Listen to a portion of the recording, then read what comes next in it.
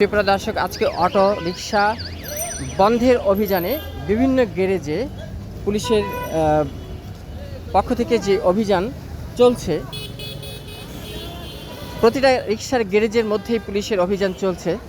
তো পুলিশের উপস্থিতি টের পেয়ে বিভিন্ন অটোরিক্সা গ্যারেজ বন্ধ, বাইরে তালা, কিন্তু পুলিশ তারপরও বাহির বা কোনো একটা সাইড দিয়ে রিক্সা আছে কি না ধরার চেষ্টা করছে।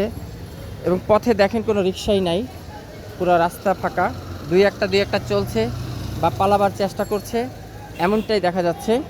রিক্সা একের পর এক যেখানে চলছিল টোটালটাই এখন ফাঁকা পথ।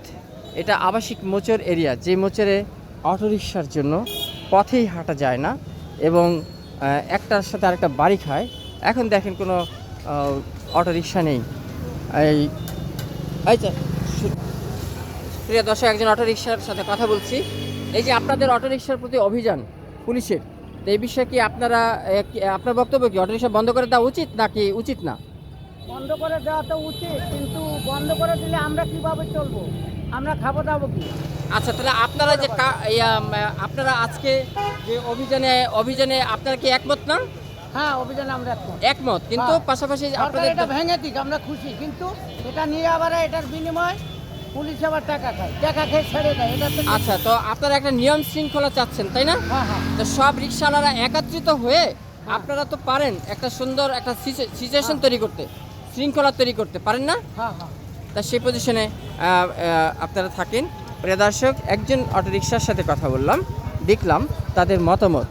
বন্ধ করলে একেবারেই বন্ধ করে দিতে চায় এবং যদি চলে তার শৃঙ্খলের মধ্যেই চালাতে চায়। তো এখানে প্রিয় দর্শক, সারা দেশবাসী একটু নিরাপদে থাকতে চায়, আবার কিন্তু অটোরিকশা ছাড়া রিক্সাতে উঠতেও চায় না। যারা বন্ধ করতে চায় তারাও কিন্তু অটোরিকশা খুঁজে এবং দ্রুত যাওয়া যায়।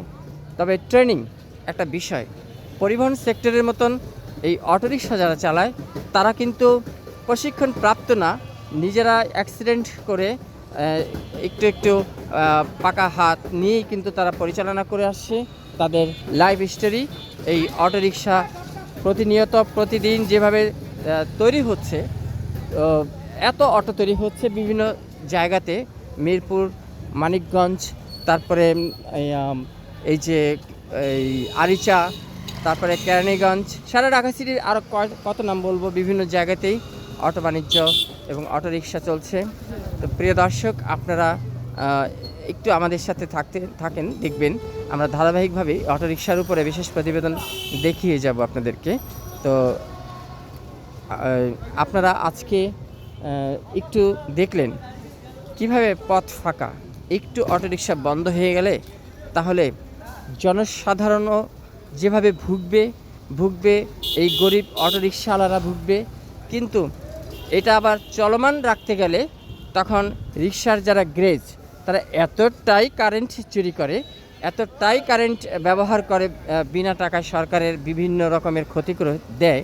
তো এটা দিক চিন্তা করেই কিন্তু মাঝে মাঝে এই অভিযানগুলো হয় এই গরিব মানুষগুলো প্রতি। তো এটা একটা শৃঙ্খলা প্রয়োজন। প্রিয় দর্শক, সর্বশেষে আমি একটু বিদায় নিচ্ছি আপনাদের কাছ থেকে। আমি শাহ আলম সম্রাট, reporter, MCV TV online YouTube channel.